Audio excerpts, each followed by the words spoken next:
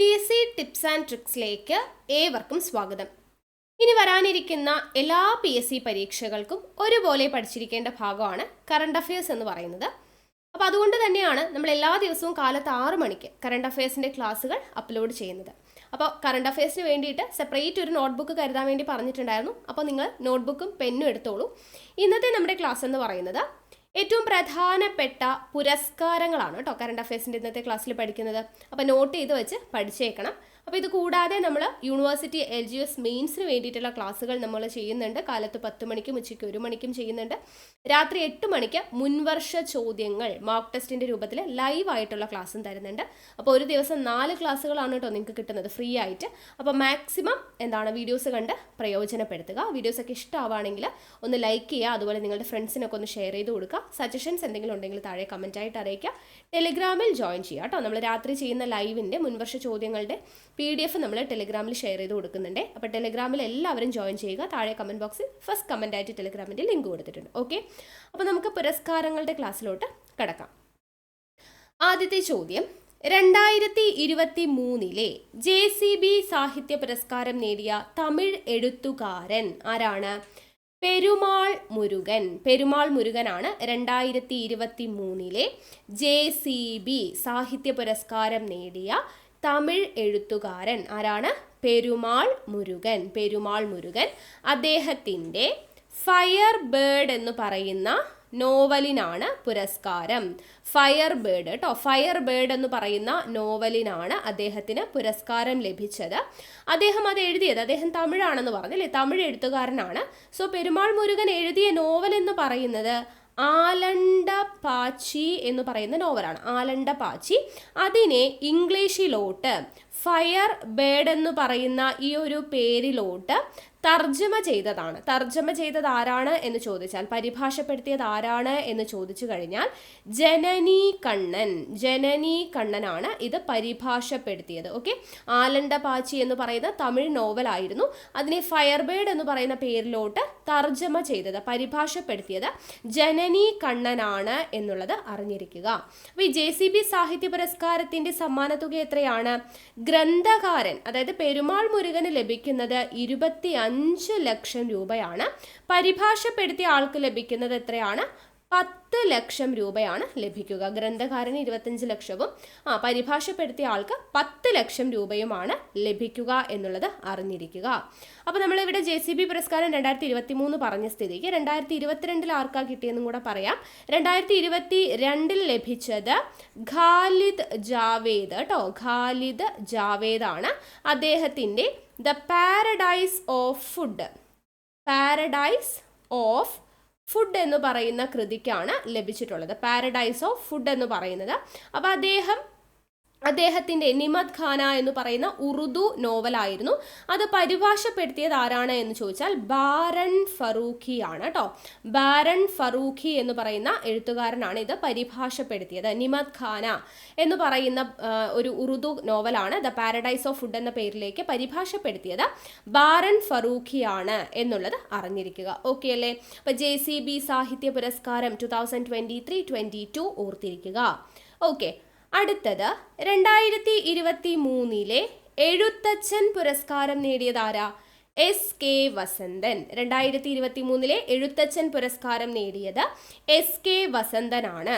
അപ്പോൾ 2023 എഴുത്തച്ഛൻ പുരസ്കാരത്തിൻ്റെ സമ്മാനത്തുക എന്ന് പറയുന്നത് 5 ലക്ഷം രൂപയാണ്. 5 ലക്ഷം രൂപയാണ്. അതും പ്രശസ്തി പത്രവും അടങ്ങുന്നതാണ് പുരസ്കാരം എന്ന് പറയുന്നത്.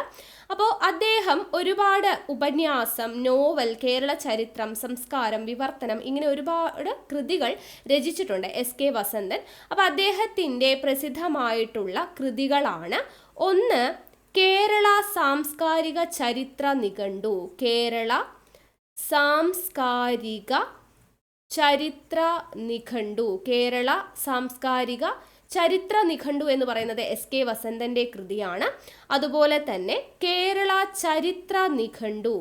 കേരള ചരിത്ര നിഘണ്ടു എന്ന് പറയുന്നതും SK വസന്തൻ്റെ കൃതിയാണ്. നമ്മൾ നടന്ന വഴികൾ. നമ്മൾ നടന്ന വഴികൾ എന്ന് പറയുന്നതും SK വസന്തന്റെ കൃതികളാണ് എന്നുള്ളത് ഓർത്തിരിക്കുക. കേരള സാംസ്കാരിക ചരിത്ര നിഘണ്ടു, കേരള ചരിത്ര നിഘണ്ടു, നമ്മൾ നടന്ന വഴികൾ എന്നിവയാണ് SK വസന്തന്റെ പ്രസിദ്ധമായ കൃതികൾ എന്ന് പറയുന്നത്. ഇനി എഴുത്തച്ഛൻ പുരസ്കാരം 1993 ആദ്യമായിട്ട് ലഭിച്ചതാർക്കാണ്? ആദ്യത്തെ എഴുത്തച്ഛൻ പുരസ്കാര നേതാവ് എന്ന് പറയുന്നത്, ജേതാവ് എന്ന് പറയുന്നത് ശൂരനാട് കുഞ്ഞൻപിള്ളയാണ്.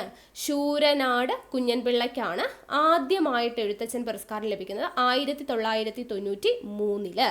ഇനി 2023 SK വസന്തനാണ്. 2022 ലഭിച്ചത് ആർക്കാണ്? ലഭിച്ചത് സേതുവിനാണ്. സേതു 2022 ലഭിച്ചത് സേതുവിനാണ് എന്നുള്ളത് അറിഞ്ഞിരിക്കുക. ഓക്കെ, 2021 ആർക്കായിരുന്നു? 2021 എഴുത്തച്ഛൻ പുരസ്കാരം ലഭിച്ചത് P വത്സലയ്ക്കായിരുന്നു. P വത്സല. ഇത്രയും കാര്യങ്ങളും കൂടെ അറിഞ്ഞിരിക്കുക കേട്ടോ. അടുത്ത ചോദ്യം, വിവിധ മേഖലകളിൽ സമൂഹത്തിന് സമഗ്ര സംഭാവനകൾ നൽകിയ വ്യക്തികൾക്ക് സംസ്ഥാന സർക്കാർ നൽകുന്ന 2023 കേരള പുരസ്കാര ജേതാക്കൾ. കേരള പുരസ്കാരം PSC ചോദിക്കുന്ന ചോദ്യമാണ്. കേരള പുരസ്കാരം 2023 നേടിയത് ആരൊക്കെയാണ് എന്നുള്ളതാണ് നമ്മൾ നോക്കുന്നത്. അപ്പം അതിൽ കേരള ജ്യോതി നേടിയത്, കേരള ജ്യോതി ലഭിച്ചത് ആർക്കാണ്? ടി പത്മനാഭൻ. ടി പത്മനാഭനാണ് കേരള ജ്യോതി ലഭിക്കുന്നത്. കേരള ജ്യോതി ലഭിക്കുന്നത് സാഹിത്യ വിഭാഗത്തിൽ ആർക്കാണ്? ടി പത്മനാഭനാണ് ലഭിക്കുന്നത്. അതുപോലെ സാമൂഹിക സേവനം, സിവിൽ സർവീസ് എന്നീ വിഭാഗങ്ങൾക്ക് കേരള പ്രഭാ പുരസ്കാരം ലഭിച്ചത് ജസ്റ്റിസ് M ഫാത്തിമ ബീവി. അപ്പോൾ അവർ ഈ ഇടയ്ക്ക് അന്തരിച്ചു. അപ്പോൾ അതുകൊണ്ട് തന്നെ വളരെയധികം ഇമ്പോർട്ടൻ്റ് ആണ്. കേരള പ്രഭാ പുരസ്കാരം ലഭിച്ചത് ജസ്റ്റിസ് M ഫാത്തിമ ബീവി. അവിടെ നിങ്ങൾ ഒരു കാര്യം ഓർത്തിരിക്കുക, ജസ്റ്റിസ് M ഫാത്തിമ ബീവിയുടെ ജീവചരിത്രമാണ് നീതിയുടെ ധീരസഞ്ചാരം. എന്താണ്? നീതിയുടെ ധീരസഞ്ചാരം എന്നത് ആരുടെ ജീവചരിത്രമാണെന്ന് ചോദിക്കാം. M ഫാത്തിമ ബീവിയുടെ ജീവചരിത്രമാണ് നീതിയുടെ ധീരസഞ്ചാരം. എഴുതിയത് ആരാന്ന് ചോദിച്ചാൽ KT അഷ്റഫ് ആണ് കേട്ടോ. KT അഷ്റഫ് എഴുതിയതാണ് നീതിയുടെ ധീരസഞ്ചാരം എന്ന് പറയുന്ന M ഫാത്തിമ ബീവിയുടെ ജീവചരിത്രം. അതും കൂടെ ഓർത്തിരിക്കുക. നെക്സ്റ്റ്, കേരള പ്രഭ ലഭിച്ചിട്ടുള്ളത് 2 പേർക്കാണ്. ഒന്ന് ജസ്റ്റിസ് M ഫാത്തിമ ബീവി, രണ്ടാമത്തെ വ്യക്തി ആരാ? സൂര്യ കൃഷ്ണമൂർത്തി, കലാവിഭാഗത്തിൽ കേട്ടോ. സൂര്യ കൃഷ്ണമൂർത്തി. അപ്പോൾ കേരള ജ്യോതി പുരസ്കാരം 2023 ലഭിച്ചത് ടി പത്മനാഭൻ, സാഹിത്യ വിഭാഗം. കേരള പ്രഭ ലഭിച്ചത് 2 പേർക്കാണ്, ജസ്റ്റിസ് M ഫാത്തിമ ബീവിക്കും സൂര്യ കൃഷ്ണമൂർത്തി. ഓക്കെ, ഇനി കേരള ശ്രീ ലഭിച്ചത് 5 പേർക്കാണ്. എത്ര പേർക്കാണ് കേരള ശ്രീ ലഭിച്ചത്? 5 പേർക്കാണ് ലഭിച്ചത്. ആർക്കൊക്കെയാ? പുനലൂർ സോമരാജൻ, സാമൂഹിക സേവനം വിഭാഗത്തിൽ പുനലൂർ സോമരാജന് ലഭിച്ചു. പിന്നെ ഡോക്ടർ VP ഗംഗാധരൻ, ആരോഗ്യ മേഖലയ്ക്കാണ് doctor VP Gangadharan. Ravi DC, അദ്ദേഹം വ്യവസായം വാണിജ്യം എന്ന് പറയുന്ന മേഖലയാണ്. KM ചന്ദ്രശേഖർ, സിവിൽ സർവീസ് ആണ്. രമേശ് നാരായണൻ, സംഗീതം. അപ്പം 5 പേർക്കാണ് കേരളശ്രീ ലഭിച്ചത്. ആർക്കൊക്കെയാണ്? Punalur Somarajan, doctor VP Gangadharan, Ravi DC വ്യവസായം. ഓക്കെ, അതുപോലെ KM Chandrasekhar, Ramesh Narayanan. Punalur Somarajan, doctor VP Gangadharan, Ravi DC, KM Chandrasekhar, Ramesh Narayanan എന്നിവർക്കാണ് കേരള ശ്രീ ലഭിക്കുന്നത്. ഓക്കെ അല്ലേ? അപ്പോൾ കേരള ജ്യോതി, കേരള പ്രഭ, കേരള ശ്രീ എന്നിവ ഇമ്പോർട്ടൻ്റ് ആണ്, ഓർത്തിരിക്കുക. ഓക്കെ, അടുത്ത പുരസ്കാരം നോക്കാം. സ്വാതന്ത്ര്യ സമര സേനാനിയും മാതൃഭൂമി സ്ഥാപക പത്രാധിപരുമായിരുന്ന KP കേശവമേനോന്റെ സ്മരണയ്ക്കായിട്ട് തരൂർ KP കേശവമേനോൻ സ്മാരക ട്രസ്റ്റ് ഏർപ്പെടുത്തിയ KP കേശവമേനോൻ സ്മാരക പുരസ്കാരം നേടിയത് ആരാണ്?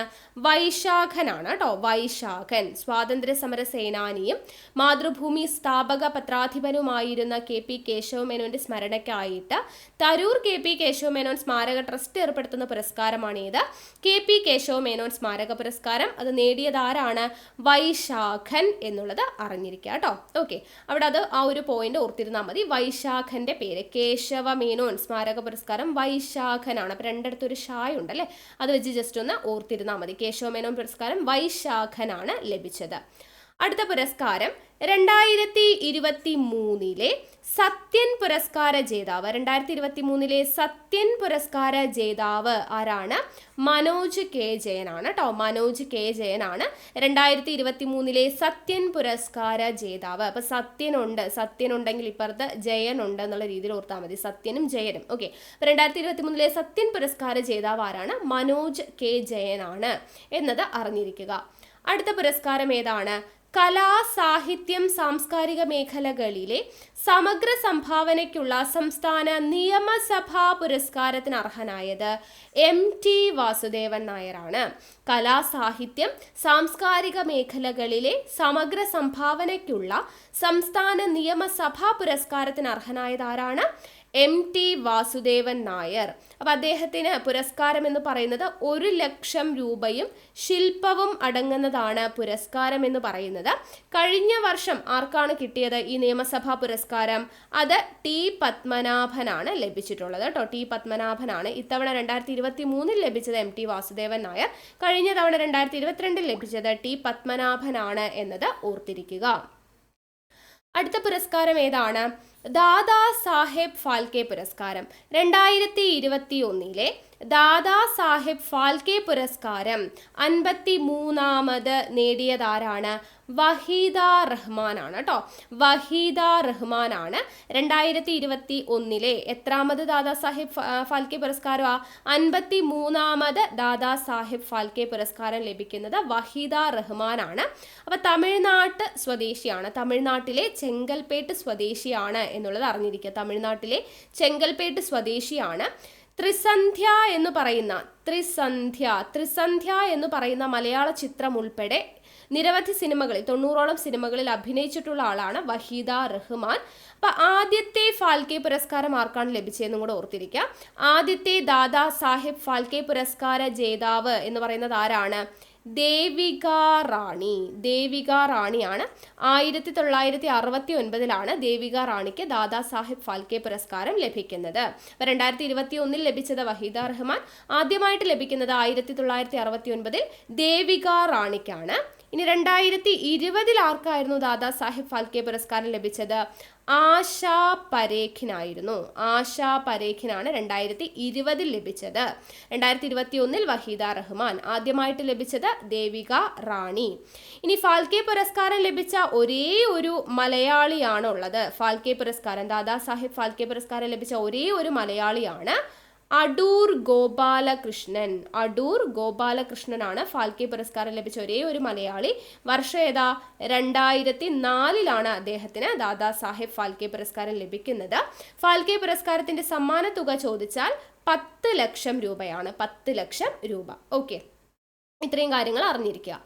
അടുത്ത ചോദ്യം, സംസ്ഥാന സർക്കാരിൻ്റെ ആജീവനാന്ത സംഭാവനയ്ക്കുള്ള വയോസേവന പുരസ്കാരം നേടിയത് ആരൊക്കെയാണ്?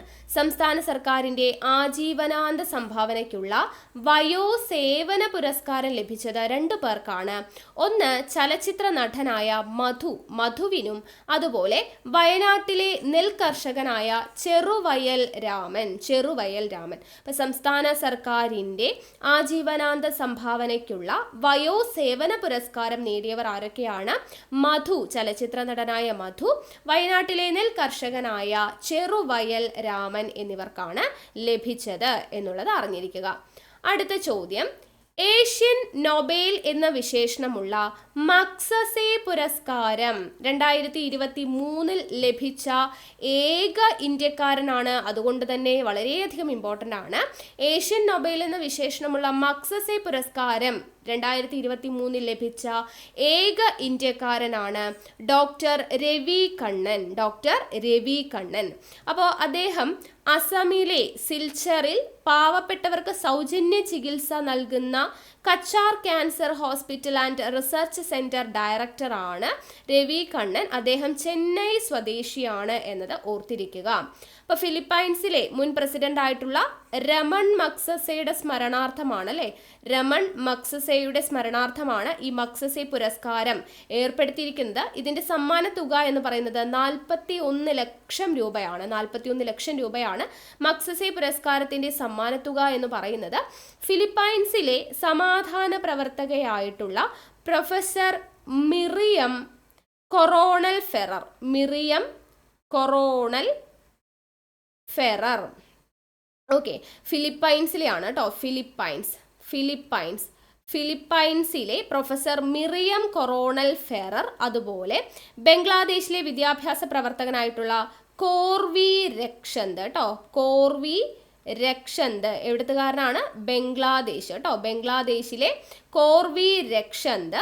അതുപോലെ കിഴക്കൻ തിമൂറിലെ പരിസ്ഥിതി പ്രവർത്തകനായ ഉഗേനിയോ ലെമോസ്.